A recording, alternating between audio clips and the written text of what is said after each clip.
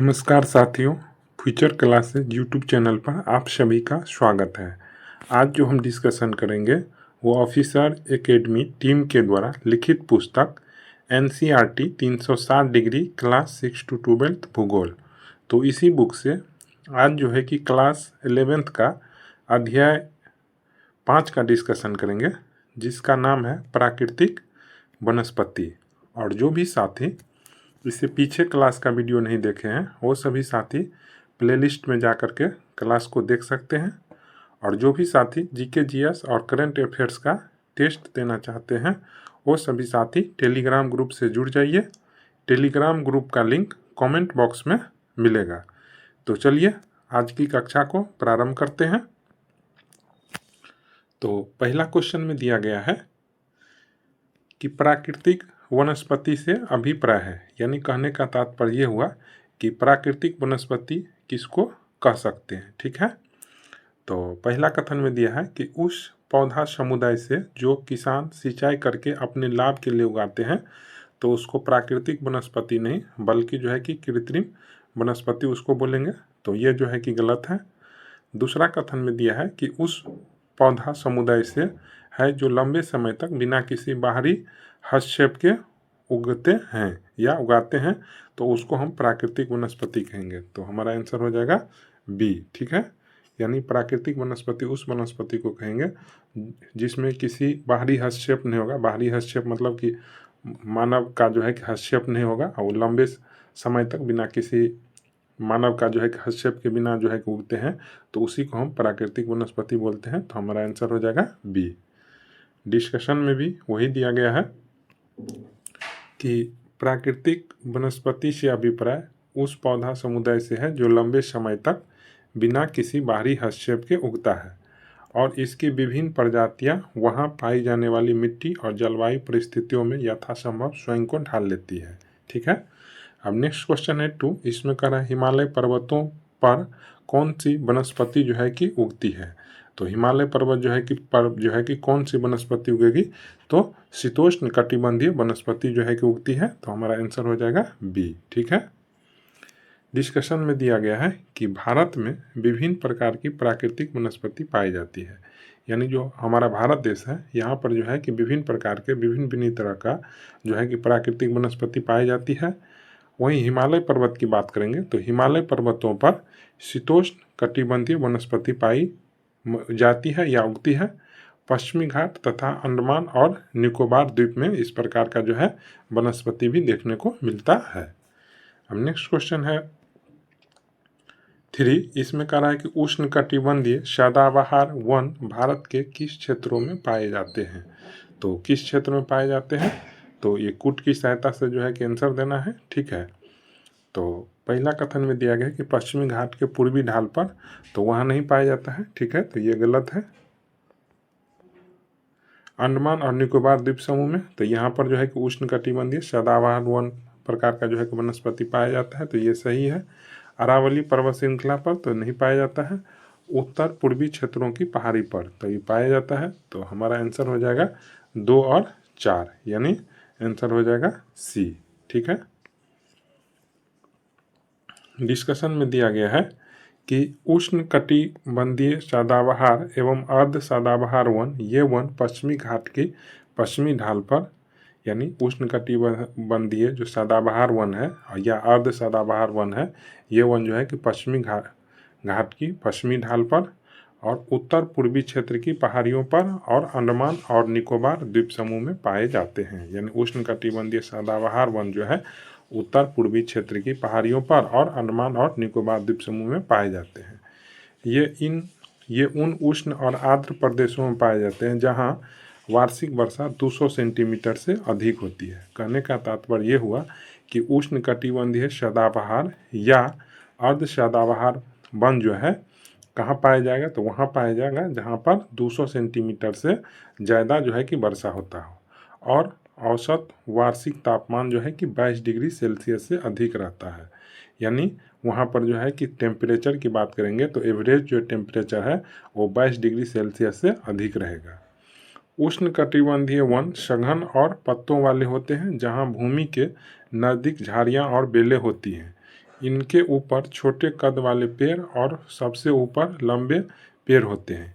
इन वनों में वृक्षों की लंबाई 60 मीटर या उससे भी अधिक हो सकती है। यानी कहने का तात्पर्य यह हुआ कि उष्णकटिबंधीय सदाबहार एवं अर्ध सदाबहार वन का जो भी वृक्ष है उस वृक्ष की लंबाई जो है 60 मीटर या उससे अधिक हो सकता है।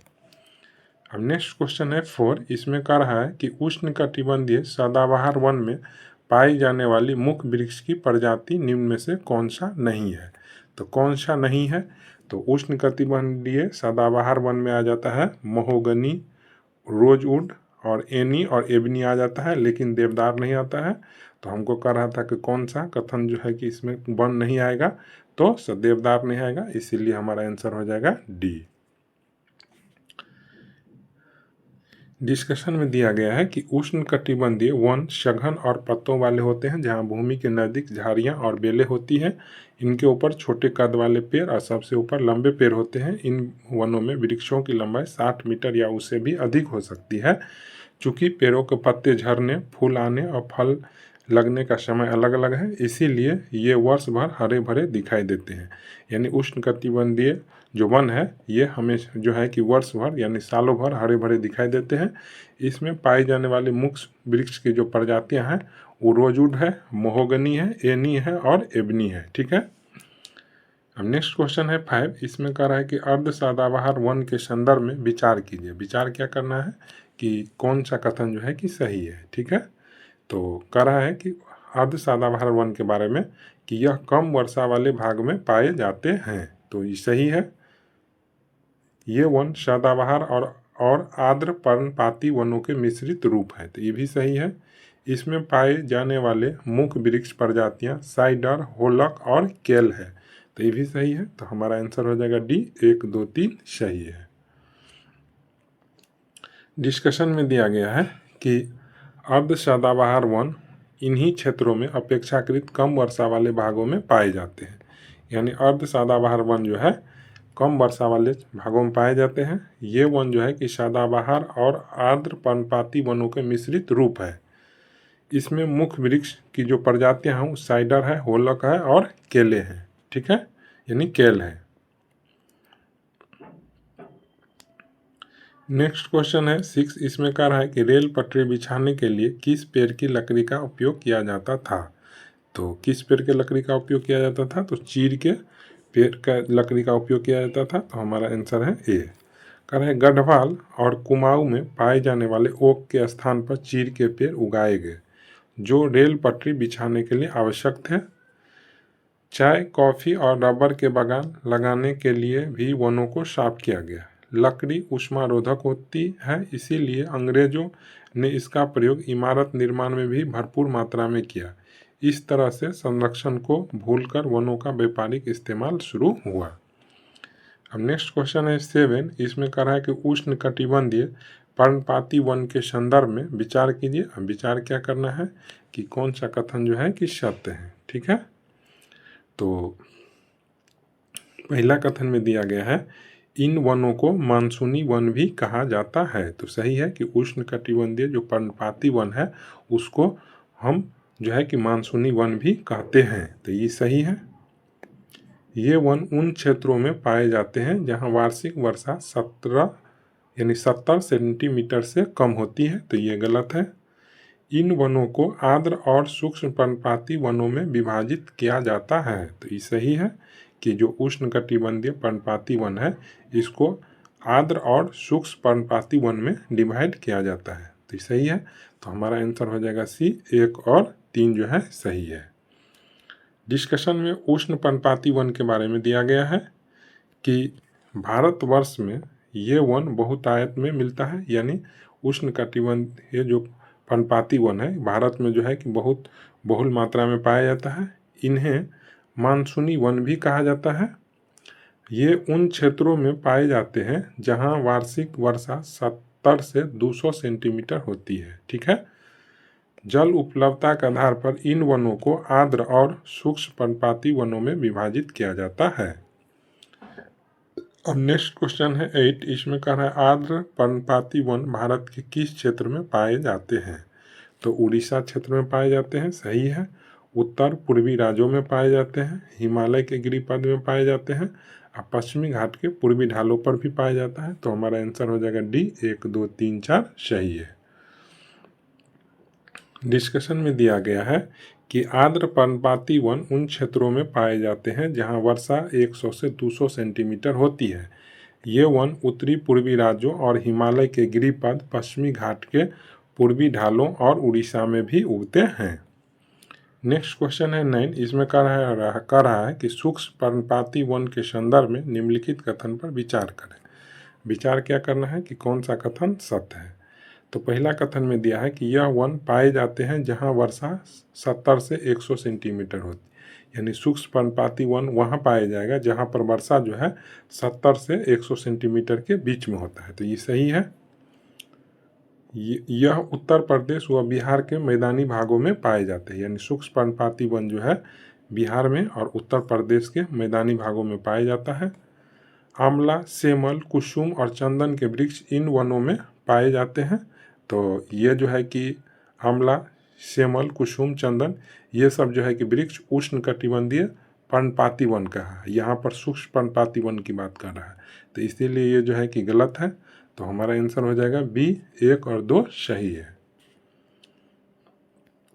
डिस्कशन में दिया गया है कि हुर्रा, महुआ, आंवला, सेमल, कुसुम और चंदन आदि प्रजाति के वृक्ष उष्णकटिबंधीय पर्णपाती वन में पाया जाता है। तो क्वेश्चन पूछेगा कि उष्णकटिबंधीय पर्णपाती वन का जो है कि एग्जाम्पल दीजिए या वृक्ष का एग्जाम्पल दीजिए। तो हम एग्जाम्पल देंगे कि हर्रा, महुआ, आंवला, सेमल, कुसुम और चंदन। ठीक है।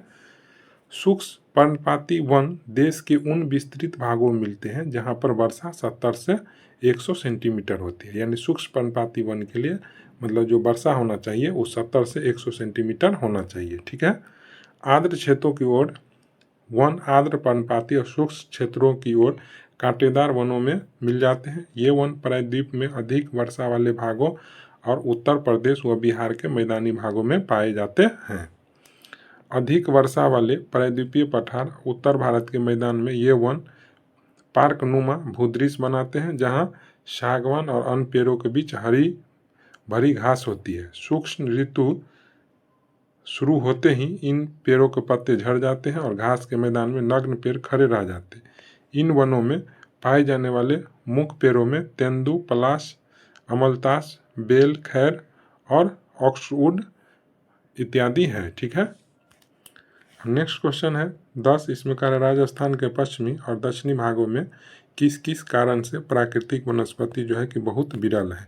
तो किस कारण से है, तो राजस्थान के इलाका में जो है कि वन का कम होने के कारण है कि वहाँ पर जो है कम वर्षा होता है और अत्यधिक पशुचारण होता है, यानी पशु को जो है ज़्यादा से ज़्यादा चराया जाता है। तो ये भी सही है। तो हमारा आंसर हो जाएगा सी, ए और बी दोनों सही है। नेक्स्ट क्वेश्चन है 11। इसमें कह रहा है कि उष्णकटिबंधीय कांटेदार वन के संदर्भ में निम्नलिखित में से कौन सा कथन जो है कि सही है। ठीक है। तो पहला कथन में दिया है कि यह वन पाए जाते हैं जहां वर्षा 70 से 100 सेंटीमीटर होता है। तो ये गलत है, 50 सेंटीमीटर होना चाहिए। इन वनों में पौधे लगभग पूरे वर्ष पर्ण रहित हैं। तो ये सही है। इसमें पाए जाने वाले मुख्य प्रजातियां बबूल, बैर, खजूर, खैर और पलाश इत्यादि है। ये भी सही है। तो हमारा आंसर हो जाएगा जो है 2 और 3 सही है, यानी आंसर हो जाएगा बी। डिस्कशन में दिया गया है कि उष्णकटिबंधीय कांटेदार वन उन भागों में पाए जाते हैं जहां वर्षा 50 सेंटीमीटर से कम होती है।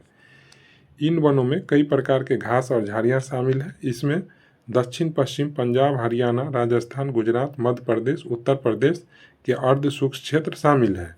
इन वनों में पौधे लगभग पूरे वर्ष पर्णहरित रहित हैं और झाड़ियां जैसे लगते हैं।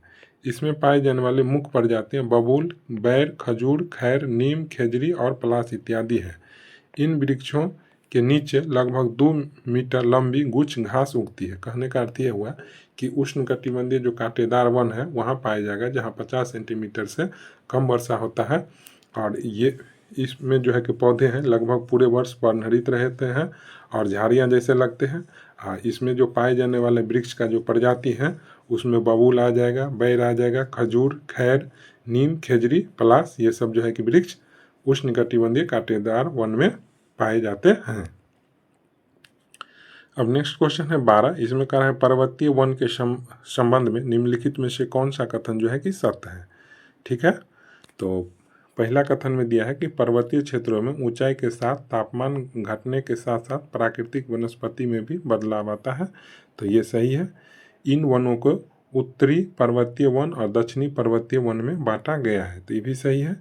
इस वन में उष्णकटिबंधीय वनों से टुंड्रा में पाई जाने वाली प्राकृतिक वनस्पति पाई जाती है, तो ये भी सही है। तो हमारा आंसर हो जाएगा डी 1, 2, 3 सही है। डिस्कशन में पर्वतीय वन के बारे में दिया गया है कि पर्वतीय क्षेत्रों में ऊंचाई के साथ तापमान घटने के साथ साथ प्राकृतिक वनस्पति में भी बदलाव आता है। इन वनों को दो भागों में बांटा जा सकता है, यानी पर्वतीय वन जो है इसको दो भाग में बांट सकते हैं, एक उत्तरी पर्वतीय वन और एक दक्षिणी पर्वतीय वन। ऊंचाई बढ़ने के साथ हिमालय पर्वत श्रृंखला में उष्णकटिबंधीय वनों से टुंड्रा में पाई जाने वाली प्राकृतिक वनस्पति पाई जाती है। नेक्स्ट क्वेश्चन है 13। इसमें कह रहा है बहुमूल वृक्ष प्रजाति देवदार के वन पाए जाते हैं, तो कहाँ पर पाए जाते हैं, तो पश्चिमी हिमालय में पाए जाते हैं, तो हमारा आंसर हो जाएगा सी। अब नेक्स्ट क्वेश्चन है 14। इसमें कह रहा है प्रायद्वीपीय भारत में पर्वतीय वन मुख्यतः पाए जाते हैं, तो कहाँ कहाँ पाए जाते हैं, तो पूर्वी घाट में नहीं, ये गलत है। पश्चिमी घाट में सही है, नीलगिरी पर्वत श्रृंखला में ये भी सही है, विंध्याचल पर्वत श्रृंखला में, यानी यहाँ जो है कि प्रायद्वीपीय भारत में जो है पर्वतीय वन पाया जाता है, तो हमारा आंसर हो जाएगा सी 2, 3, 4 सही है। डिस्कशन में दिया गया है कि दक्षिण पर्वतीय वन मुख्यतः प्रायद्वीप के 3 भागों में मिलते हैं, पश्चिमी घाट में मिलते हैं, विंध्याचल में और नीलगिरी पर्वत श्रृंखला में।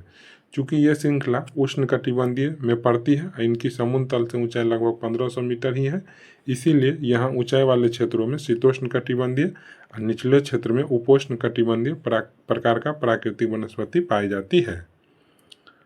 नेक्स्ट क्वेश्चन है 15। इसमें कह रहा है 16 वन भारत के किस क्षेत्रों में पाए जाते हैं, तो किस क्षेत्रों में पाए जाते हैं, तो पालनी पहाड़ियों पर पाया जाता है, नीलगिरी पहाड़ियों पर पाया जाता है, विंध्याचल की पहाड़ियों पर पाया जाता है, तो ये गलत है।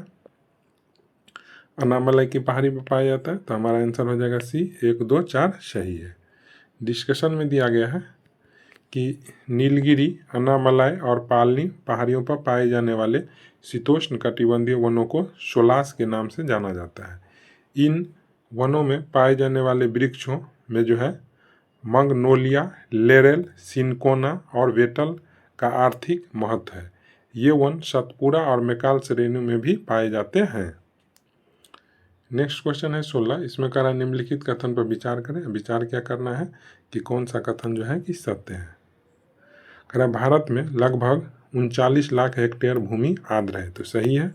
उड़ीसा में चिल्का झील, भरतपुर में केवलादेव राष्ट्रीय पार्क को आर्द्र भूमि में शामिल किया गया है, तो ये भी सही है।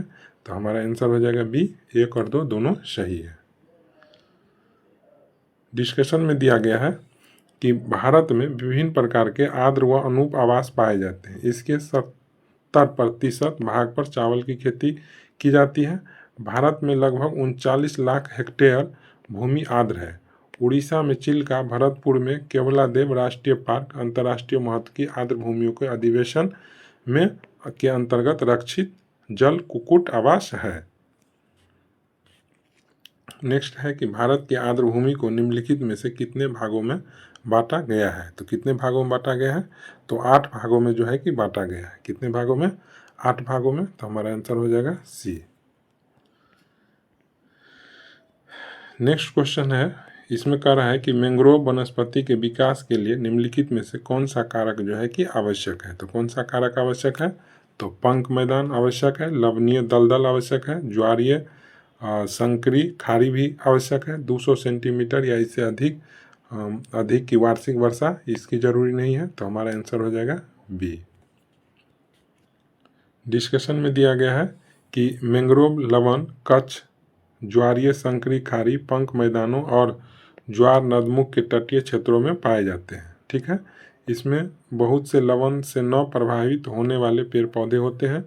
बंधे जल व ज्वारीय प्रवाह की संकरी खाड़ियों से आरे तिरछे हुए ये वन विभिन्न किस्म के पक्षियों को आश्रय प्रदान करते हैं।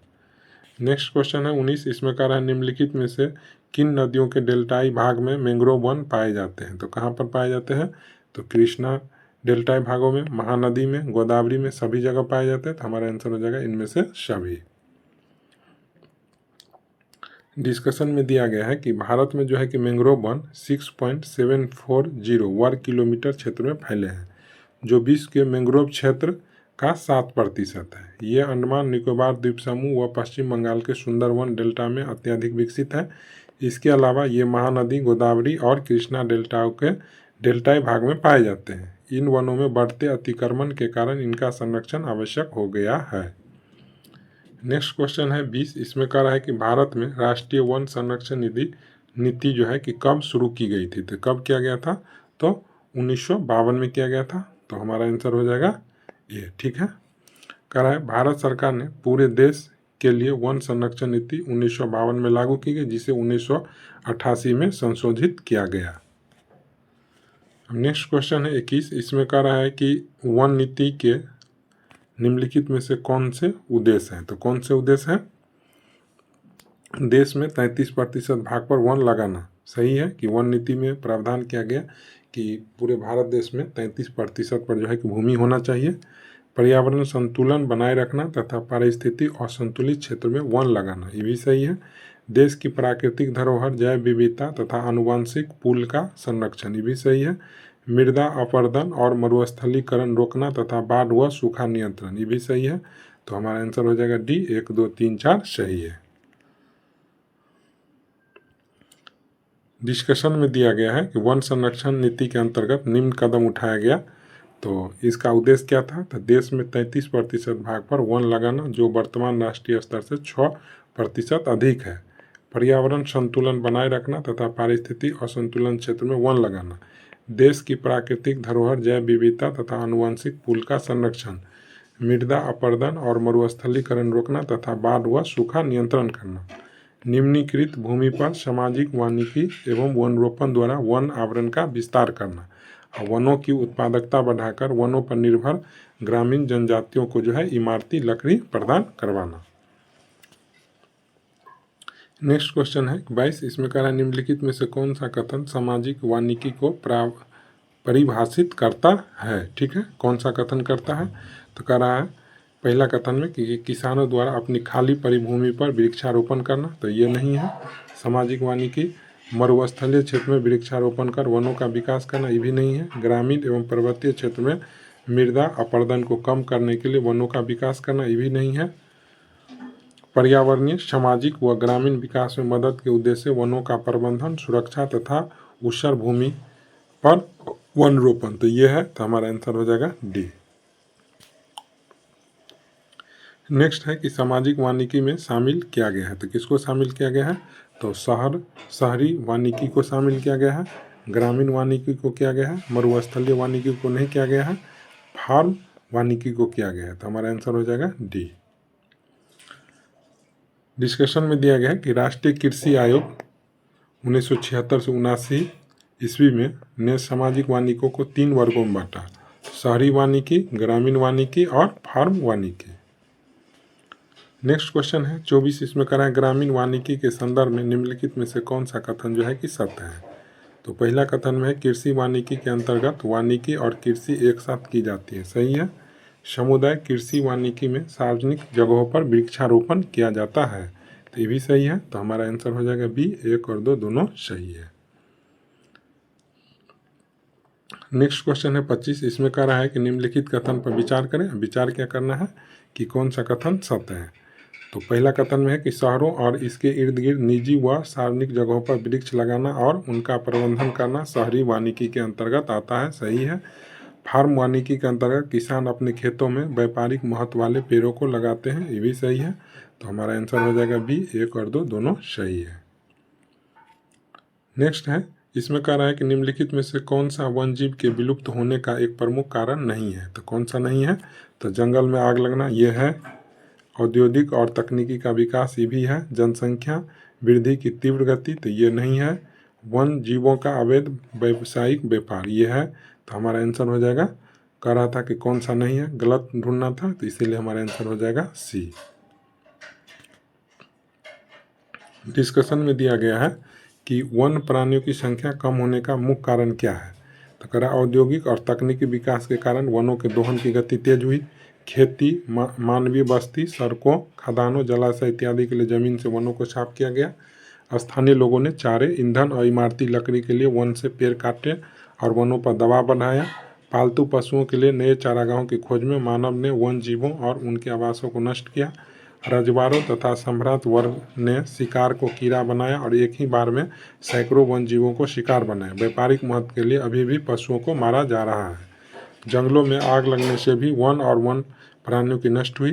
जनसंख्या वृद्धि की तीव्र गति वन जीवों को विलुप्त होने का कोई बड़ा कारण नहीं बनता है। अब नेक्स्ट क्वेश्चन है 27। इसमें कह रहा है कि वन प्राणी अधिनियम 1972 के संबंध में निम्नलिखित कथन पर विचार करें। विचार क्या करना है कि कौन सा कथन जो है कि सत्य है। कह रहा यह अधिनियम वन प्राणियों के संरक्षण की कानूनी रूपरेखा तैयार करता है। सही है। इस अधिनियम में नेशनल पार्क, पशु विहार जैसे संरक्षित क्षेत्रों को कानूनी सहायता प्रदान की गई। इस अधिनियम को 1982 में पूर्णतया संशोधित कर दिया गया, तो ये गलत है, तो हमारा आंसर हो जाएगा सी। डिस्कशन में दिया गया है कि वन प्राणी अधिनियम 1972 में पास हुआ, जो वन प्राणियों के संरक्षण और रक्षण की कानूनी रूपरेखा तैयार करता है। इस अधिनियम के दो मुख्य उद्देश्य: अधिनियम के तहत अनुसूची में सूचीबद्ध संकटपन्न प्रजातियों को सुरक्षा प्रदान करना, नेशनल पार्क, पशु विहार जैसे संरक्षित क्षेत्रों को कानूनी सहायता प्रदान करना। इस अधिनियम को 1951 में पूर्णतया संशोधित कर दिया, जिसके तहत कठोर सजा का प्रावधान किया गया। इसमें कुछ जो है कि पौधे की प्रजातियों को बचाने और संकटपन्न प्रजातियों के संरक्षण का प्रावधान है। देश में 103 नेशनल पार्क और 563 वन प्राणी अभ्यारण्य है। नेक्स्ट क्वेश्चन है 28। इसमें कह रहा है भारत में शुरू किया गया प्रोजेक्ट टाइगर के संदर्भ में निम्नलिखित कथन पर विचार कीजिए।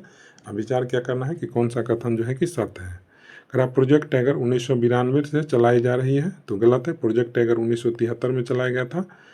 इसका मुख्य उद्देश्य भारत में बाघों की जनसंख्या का स्तर बनाए रखना। सही है। यह योजना 9 बाघ निश्चय में शुरू की गई थी, भी सही है, तो हमारा आंसर हो जाएगा सी। 2 और 3 सही है। डिस्कशन में दिया गया है कि प्रोजेक्ट टाइगर 1973 में स्टार्ट हुआ और वहीं प्रोजेक्ट एलिफेंट 1992 में। जैसे विशेष योजनाओं ने इन जातियों के संरक्षण, उनके आवास को बचाव के लिए चलाई जा रही है। इनमें से प्रोजेक्ट टाइगर 1973 से चलाई जा रही है। इसका मुख्य उद्देश्य है कि भारत में बाघों की जनसंख्या का स्तर बनाए रखना, और यह योजना 9 बाघ निश्चय आरक्षित क्षेत्रों में शुरू की गई थी। नेक्स्ट क्वेश्चन है, इसमें कह रहा है कि नेक्स्ट क्वेश्चन है 29। इसमें कह रहा है कि भारत सरकार द्वारा वन जीवों के संरक्षण के लिए चलाई जा रही प्रमुख परियोजना है, तो कौन सी परियोजना है। तो हुंगुल परियोजना है, मगरमच्छ प्रजनन परियोजना है, हिमालय कस्तूरी मृग परियोजना है, तो हमारा आंसर हो जाएगा डी। 1, 2, 3 सही है। नेक्स्ट क्वेश्चन है 30। इसमें कह रहा है निम्नलिखित कथन पर विचार करें। विचार क्या करना है कि उपयुक्त कथन का संबंध जो है कि किससे है। ठीक है, तो कह रहा है कि निम्न यह विशेष प्रकार के भौमिक तटीय पारिस्थितिक तंत्र है, तो ये किसके बारे में है। तो जीव मंडल निश्चय यानी आरक्षित क्षेत्र के बारे में कह रहा है, और इसे यूनेस्को के मानव और जीव मंडल प्रोग्राम के अंतर्गत मान्यता प्राप्त है। तो इस दोनों कथन का संबंध किससे है। तो इस दोनों कथन का संबंध जो है जीव मंडल आरक्षित क्षेत्र से है, तो हमारा आंसर हो जाएगा डी। नेक्स्ट क्वेश्चन है 31। इसमें कह रहा है कि भारत का पहला जीव मंडल निश्चय कौन सा है। तो कौन सा है भारत का पहला। तो नीलगिरी जीव मंडल निश्चय है, तो हमारा आंसर हो जाएगा बी। ठीक है। नेक्स्ट, इसमें सबका जो है कि इसमें दिया गया है कि नीलगिरी का जो है कि 1986 में जो है कि इसकी स्थापना हुआ। नंदा देवी का 1988 में, मानस का 1989 में, पंचमढ़ी का 1999 में। नेक्स्ट क्वेश्चन है 33। इसमें कह रहा है नीलगिरी जीव मंडल निश्चय का विस्तार किन राज्यों में है। तो किन किन राज्यों में है। तो तमिलनाडु में है, आंध्र केरल में है, और इसके बाद कर्नाटक में है। ठीक है, तो हमारा आंसर हो जाएगा सी। 1, 2, 4 सही है। नेक्स्ट है कि नोकरेक जीव मंडल निश्चय मेघालय के निम्नलिखित में किन पहाड़ियों का हिस्सा है। तो किन पहाड़ियों का हिस्सा है। तो गारो पहाड़ियों का हिस्सा है, तो हमारा आंसर हो जाएगा ये। इसकी स्थापना कब हुआ था। तो 1998 में हुआ था। ठीक है। नेक्स्ट है क्वेश्चन 34। इसमें जो है कि मिलान करना है। ठीक है,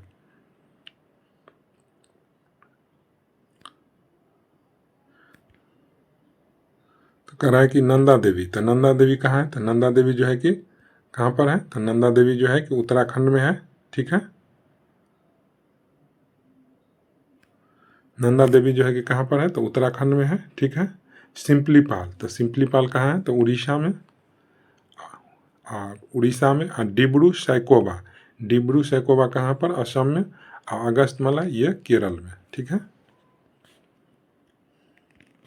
अब नेक्स्ट क्वेश्चन है 35। इसमें कह रहा है भारत में 18 जीव मंडल आरक्षित क्षेत्र हैं, जिसमें से कितने जीव मंडल को यूनेस्को द्वारा विश्व नेटवर्क पर मान्यता प्राप्त है, तो कितने को, तो 12 को। तो हमारा आंसर हो जाएगा बी।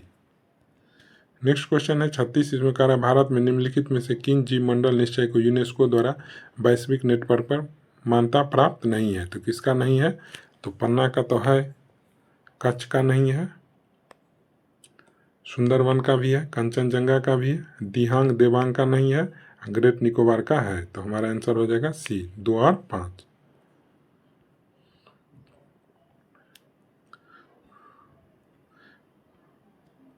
तो इस प्रकार आज का जो है कि डिस्कशन हो गया। आशा करते हैं आप सभी साथियों को अच्छा लगा होगा।